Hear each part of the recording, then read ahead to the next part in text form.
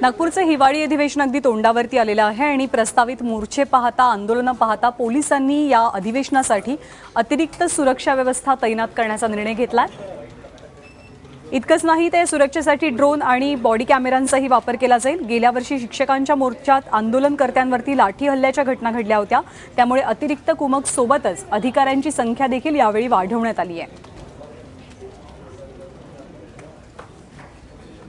यावेळी अधिवेशनासाठी आम्ही 600 अधिकारी आणि 5000 कर्मचारी नेमणूक करणार आहे। त्यांच्यामध्ये बाहेरून येणारे 2400 कर्मचारी असणार आणि काही अधिकारी पण असणार। यांच्यामध्ये डीसीपी आणि ॲडिशनल सीपी पण बाहेरून आपल्याकडे बंदोबस्तासाठी येत आहे।